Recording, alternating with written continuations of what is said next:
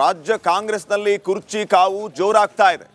ಪರಮೇಶ್ವರ್ ಹೇಳಿಕೆಗೆ ಯತೀಂದ್ರ ಸಿದ್ದರಾಮಯ್ಯ ಕೌಂಟರ್ ಕೊಡುವ ಕೆಲಸಕ್ಕೆ ಮುಂದಾಗಿದ್ದಾರೆ. ಸಿಎಂ ಸಿದ್ದರಾಮಯ್ಯ ಅವರನ್ನ ಕುರ್ಚಿಯಿಂದ ಕೆಳಗಿಳಿಸುವ ಸಾಧ್ಯತೆಗಳು ಇದೆಯಾ ಅನ್ನುವಂತಹ ಚರ್ಚೆಗಳು ನಡೀತಾ ಇರುವಾಗಲೇ ಜೊತೆಗೆ ಕಾಂಗ್ರೆಸ್ನಲ್ಲಿ ಮೇ 15ರ ಕ್ರಾಂತಿ ಆಗುತ್ತಾ ಇಲ್ವಾ ಅನ್ನೋ ಸಂದರ್ಭದಲ್ಲಿ ಇದೆಲ್ಲವೂ ಹೈಕಮಾಂಡ್ ನಿರ್ಧಾರ ಅಂತ ಸಿಎಂ ಪುತ್ರ ಯತೀಂದ್ರ ಹೇಳಿದ್ದಾರೆ. ರಾಜ್ಯದಲ್ಲಿ ದಲಿತ ಸಿಎಂ ವಿಚಾರವೂ ಕೂಡ ಭುಗಿಲೆದ್ದಿದೆ. ಮಲ್ಲಿಕಾರ್ಜುನ್ ಖರ್ಗೆ ಸಿಎಂ ಆದರೆ ಸ್ವಾಗತ ಅಂತ ಪರಮೇಶ್ವರ್ ಅವರು ಹೇಳಿದ್ದಾರೆ. ಪರಮೇಶ್ವರ್ ಹೇಳಿಕೆಗೆ ಯತೀಂದ್ರ ಯಾವ ರೀತಿ ಕೌಂಟರ್ ಕೊಟ್ಟಿದ್ದಾರಂದ್ರೆ, ನಮ್ಮ ತಂದೆಯನ್ನ ಹೈಕಮಾಂಡ್ ಇಳಿಸಿದ್ರೆ ಅಲ್ವಾ ಪ್ರಶ್ನೆ ಬರೋದು ಅಂತ ಕೌಂಟರ್ ಕೊಟ್ಟಿದ್ದಾರೆ. ಎನಿವೆ ಹೈಕಮಾಂಡ್ ತೀರ್ಮಾನಕ್ಕೆ ನಾವು ಸ್ವಾಗತ ಅಂತ ಹೇಳಿದ್ದಾರೆ.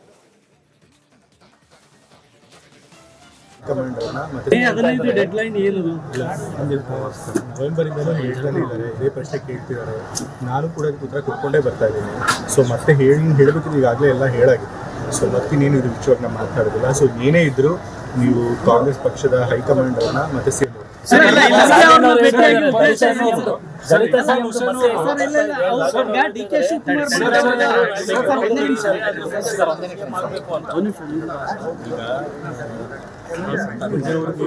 ಹೈಕಮಾಂಡ್ ಅವರು ಇಳಿಸಿದ್ರೆ ಅವಾಗ ಪ್ರಶ್ನೆ ಸರ್ ಪರಮೇಶ್ವರ್. ಸೊ ಅವಾಗ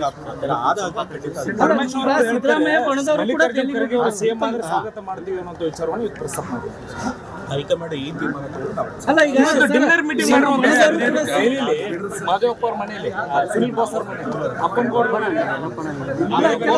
ಶಾಸಕರು ಕೂಡ ಸಚಿವ ಸ್ಥಾನದ ಆಕಾಂಕ್ಷಿಗಳಾಗಿದ್ದಾರೆ. ಹಿರಿಯ ಶಾಸಕರು ಪಕ್ಷದಲ್ಲಿದ್ದವರು ಸಚಿವ ಸ್ಥಾನ ಆಕಾಂಕ್ಷಿಗಳಾಗಿದ್ದಾರೆ. ಅವರೆಲ್ಲರೂ ಕೂಡ ದೆಹಲಿಗೆ ಹೋಗ್ತಾ ಇದ್ದಾರೆ, ಹೈಕಮಾಂಡ್ ನಾಯಕರನ್ನ ಭೇಟಿ ಮಾಡ್ತಾ ಇದ್ದಾರೆ. ನಮಗೂ ಸಚಿವ ಸ್ಥಾನ ನೀಡಿ ಅಂತಿದ್ದಾರೆ.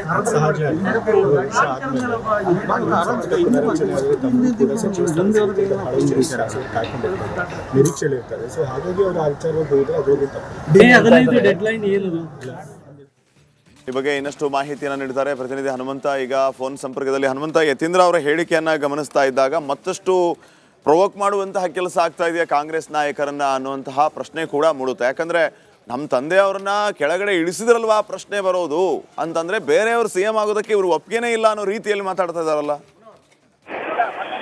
ಶ್ರೀಪಾದ್, ಕಾಂಗ್ರೆಸ್ನಲ್ಲಿ ಅಥವಾ ರಾಜಕೀಯ ಪಕ್ಷದಲ್ಲಿ ಅಧಿಕಾರವನ್ನ ಬಿಟ್ಕೊಡುವಂಥದ್ದಾಗ್ಲಿ ಅಥವಾ ಅಧಿಕಾರದಿಂದ ಕೆಳಗಿಳಿಯುವಂಥದ್ದು ಸಹಜವಾಗಿ ಒಬ್ಬ ಶಾಸಕರಿಂದ ಹಿಡಿದು ಒಬ್ಬ ಸಚಿವರವರೆಗೂ ಅಥವಾ ಮುಖ್ಯಮಂತ್ರಿಗಳವರೆಗೂ ಕೂಡ ಬಿಟ್ಟು ಕೊಡುವಂಥ ಪ್ರಶ್ನೆ ಅಂತ ಬಂದಾಗ ಅಷ್ಟು ಸುಲಭವಾಗಿ ಬಿಟ್ಟು ಕೊಡೋದಿಲ್ಲ.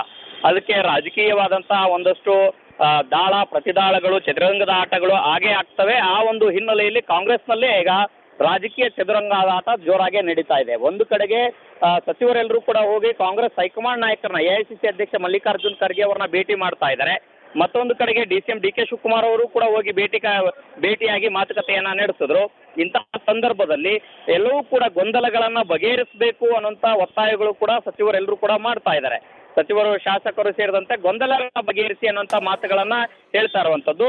ಅದರ ಜೊತೆಗೆ ಇಲ್ಲಿ ಪ್ರಮುಖವಾಗಿ ಇರುವಂತ ವಿಚಾರ ಏನಂತಂದ ಹೇಳಿದ್ರೆ, ಕಾಂಗ್ರೆಸ್ ಹೈಕಮಾಂಡ್ ಏನಿದೆ ತನ್ನ ಸ್ಪಷ್ಟತೆ ಏನಿದೆ ಆ ಸ್ಪಷ್ಟತೆಯನ್ನ ಇದು ಗೊಂದಲವನ್ನ ಬಗೆಹರಿಸಬೇಕು ಅನ್ನುವಂಥದ್ದೇ ನಿರೀಕ್ಷೆ ಇದೆ. ಇಂತಹ ಸಂದರ್ಭದಲ್ಲಿ ನಾನು ಮೊದಲೇ ಹೇಳಿದ್ದೇನೆ, ಈ ರೀತಿಯ ಅನೇಕ ಬಾರಿ ಪ್ರಶ್ನೆಗಳನ್ನ ಕೇಳಿದ್ದಾಯ್ತು, ಉತ್ತರಗಳನ್ನ ಕೊಟ್ಟಿದ್ದಾಯ್ತು.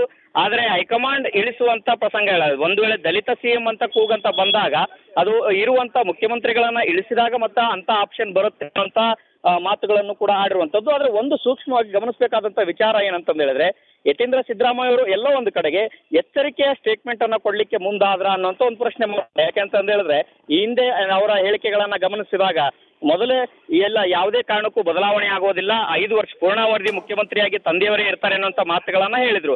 ಇದೀಗ ಹೈಕಮಾಂಡ್ ತೀರ್ಮಾನ ಮಾಡುತ್ತೆ ಅಂತಹ ಪ್ರಸಂಗಗಳು ಬಂದ್ರೆ ಅದು ಹೈಕಮಾಂಡ್ ನಿರ್ಧಾರ ಆಗುತ್ತೆ ಅನ್ನುವಂಥ ಮಾತುಗಳ ಜೊತೆಗೆ ಇಳಿಸಿದಾಗ ಮಾತ್ರ ದಲಿತ ಸಿಎಂ ಕೂಗಿನ ಆಪ್ಷನ್ ಅನ್ನುವಂಥದ್ದು ಕೂಡ ಹೇಳಿರುವಂಥದ್ದು. ಮತ್ತೆ ಇನ್ನೊಂದು ಕಡೆಗೆ ಸಿಎಂ ಸಿದ್ದರಾಮಯ್ಯನವರ ಬಣದಲ್ಲಿ ಗುರುತಿಸಿಕೊಂಡಿರುವಂತ ನಾಯಕರ ವಾದ ಏನಂತಂದು ಹೇಳಿದ್ರೆ, ಮೊದಲಿಗೆ ಸಿದ್ದರಾಮಯ್ಯನವ್ರನ್ನ ಮುಂದುವರಿಸಬೇಕು, ಒಂದೊಮ್ಮೆ ಬದಲಾವಣೆ ಅನ್ನುವಂಥ ಪ್ರಶ್ನೆ ಅಂತ ಬಂದಾಗ ಅಲ್ಲಿ ದಲಿತ ಅಥವಾ ಅಹಿಂದ ಟೀಮ್ಗೆ ಒಂದು ಮಣೆ ಹಾಕಬೇಕು ಅಂತ ಒತ್ತಾಯಗಳಿದ್ದಾವೆ. ಈ ಎಲ್ಲಾ ಬೆಳವಣಿಗೆಗಳ ಹಿನ್ನೆಲೆಯಲ್ಲಿ ಯತೀಂದ್ರ ಸಿದ್ದರಾಮಯ್ಯ ಅವರ ಹೇಳಿಕೆ ಒಂದಷ್ಟು ಮಹತ್ವವನ್ನು ಪಡೆದುಕೊಳ್ತಾ ಇದೆ. Shripad, okay, thank you Hanumanta ಮಾಹಿತಿಗಾಗಿ.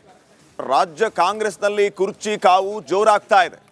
ಪರಮೇಶ್ವರ್ ಹೇಳಿಕೆಗೆ ಯತೀಂದ್ರ ಸಿದ್ದರಾಮಯ್ಯ ಕೌಂಟರ್ ಕೊಡುವ ಕೆಲಸಕ್ಕೆ ಮುಂದಾಗಿದ್ದಾರೆ. ಸಿಎಂ ಸಿದ್ದರಾಮಯ್ಯ ಅವರನ್ನ ಕುರ್ಚಿಯಿಂದ ಕೆಳಗಿಳಿಸುವ ಸಾಧ್ಯತೆಗಳು ಇದೆಯಾ ಅನ್ನುವಂತಹ ಚರ್ಚೆಗಳು ನಡೀತಾ ಇರುವಾಗಲೇ ಜೊತೆಗೆ ಕಾಂಗ್ರೆಸ್ನಲ್ಲಿ ಮೇ 15ರ ಕ್ರಾಂತಿ ಆಗುತ್ತಾ ಇಲ್ವಾ ಅನ್ನೋ ಸಂದರ್ಭದಲ್ಲಿ ಇದೆಲ್ಲವೂ ಹೈಕಮಾಂಡ್ ನಿರ್ಧಾರ ಅಂತ ಸಿಎಂ ಪುತ್ರ ಯತೀಂದ್ರ ಹೇಳಿದ್ದಾರೆ. ರಾಜ್ಯದಲ್ಲಿ ದಲಿತ ಸಿಎಂ ವಿಚಾರವೂ ಕೂಡ ಭುಗಿಲೆದ್ದಿದೆ. ಮಲ್ಲಿಕಾರ್ಜುನ್ ಖರ್ಗೆ ಸಿಎಂ ಆದರೆ ಸ್ವಾಗತ ಅಂತ ಪರಮೇಶ್ವರ್ ಅವರು ಹೇಳಿದ್ದಾರೆ. ಪರಮೇಶ್ವರ್ ಹೇಳಿಕೆಗೆ ಯತೀಂದ್ರ ಯಾವ ರೀತಿ ಕೌಂಟರ್ ಕೊಟ್ಟಿದ್ದಾರಂದ್ರೆ, ನಮ್ಮ ತಂದೆಯನ್ನ ಹೈಕಮಾಂಡ್ ಇಳಿಸಿದ್ರೆ ಅಲ್ವಾ ಪ್ರಶ್ನೆ ಬರೋದು ಅಂತ ಕೌಂಟರ್ ಕೊಟ್ಟಿದ್ದಾರೆ. ಎನಿವೆ ಹೈಕಮಾಂಡ್ ತೀರ್ಮಾನಕ್ಕೆ ನಾವು ಸ್ವಾಗತ ಅಂತ ಹೇಳಿದ್ದಾರೆ.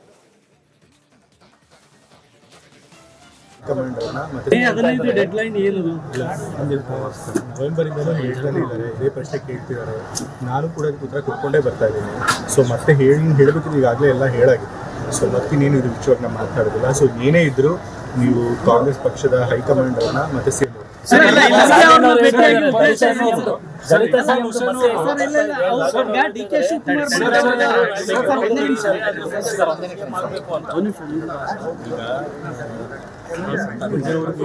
ಹೈಕಮಾಂಡ್ ಅವರು ಇಳಿಸಿದ್ರೆ ಅವಾಗ ಪ್ರಶ್ನೆ ಸರ್ ಪರ್ಮಿಷನ್. ಸೊ ಅವಾಗ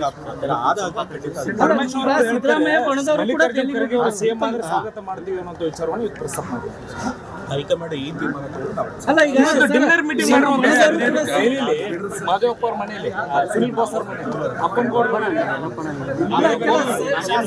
ಸಚಿವ ಸ್ಥಾನದ ಆಕಾಂಕ್ಷಿಗಳಾಗಿದ್ದಾರೆ. ಹಿರಿಯ ಶಾಸಕರು ನಿಮ್ಮ ಪಕ್ಷದಲ್ಲಿ ಇದ್ದವರು ಸಚಿವ ಸ್ಥಾನ ಆಕಾಂಕ್ಷಿಗಳಾಗಿದ್ದಾರೆ. ಅವರೆಲ್ಲರೂ ಕೂಡ ದೆಹಲಿಗೆ ಹೋಗ್ತಾ ಇದ್ದಾರೆ, ಹೈಕಮಾಂಡ್ ನಾಯಕರನ್ನ ಭೇಟಿ ಮಾಡ್ತಾ ಇದ್ದಾರೆ. ನಮಗೂ ಸಚಿವ ಸ್ಥಾನ ನೀಡಿ ಅಂತಿದ್ದಾರೆ.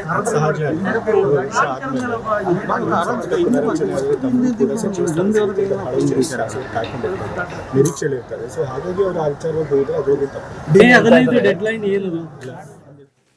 ಈ ಬಗ್ಗೆ ಇನ್ನಷ್ಟು ಮಾಹಿತಿಯನ್ನು ನೀಡಿದ್ದಾರೆ ಪ್ರತಿನಿಧಿ ಹನುಮಂತ. ಈಗ ಫೋನ್ ಸಂಪರ್ಕದಲ್ಲಿ ಹನುಮಂತ, ಯತೀಂದ್ರ ಅವರ ಹೇಳಿಕೆಯನ್ನ ಗಮನಿಸ್ತಾ ಇದ್ದಾಗ ಮತ್ತಷ್ಟು ಪ್ರೊವೋಕ್ ಮಾಡುವಂತಹ ಕೆಲಸ ಆಗ್ತಾ ಇದೆಯಾ ಕಾಂಗ್ರೆಸ್ ನಾಯಕರನ್ನ ಅನ್ನುವಂತಹ ಪ್ರಶ್ನೆ ಕೂಡ ಮೂಡುತ್ತೆ. ಯಾಕಂದ್ರೆ ನಮ್ಮ ತಂದೆಯವ್ರನ್ನ ಕೆಳಗಡೆ ಇಳಿಸಿದ್ರಲ್ವಾ ಪ್ರಶ್ನೆ ಬರೋದು ಅಂತಂದ್ರೆ, ಬೇರೆಯವರು ಸಿಎಂ ಆಗೋದಕ್ಕೆ ಇವರು ಒಪ್ಪಿಗೆನೇ ಇಲ್ಲ ಅನ್ನೋ ರೀತಿಯಲ್ಲಿ ಮಾತಾಡ್ತಾ ಇದಾರಲ್ಲ. ಶ್ರೀಪಾದ್, ಕಾಂಗ್ರೆಸ್ನಲ್ಲಿ ಅಥವಾ ರಾಜಕೀಯ ಪಕ್ಷದಲ್ಲಿ ಅಧಿಕಾರದಿಂದ ಬಿಟ್ಕೊಡುವಂಥದ್ದಾಗ್ಲಿ ಅಥವಾ ಅಧಿಕಾರದಿಂದ ಕೆಳಗಿಳಿಯುವಂಥದ್ದು ಸಹಜವಾಗಿ ಒಬ್ಬ ಶಾಸಕರಿಂದ ಹಿಡಿದು ಒಬ್ಬ ಸಚಿವರವರೆಗೂ ಅಥವಾ ಮುಖ್ಯಮಂತ್ರಿಗಳವರೆಗೂ ಕೂಡ ಬಿಟ್ಟು ಕೊಡುವಂಥ ಪ್ರಶ್ನೆ ಅಂತ ಬಂದಾಗ ಅಷ್ಟು ಸುಲಭವಾಗಿ ಬಿಟ್ಟು ಕೊಡೋದಿಲ್ಲ.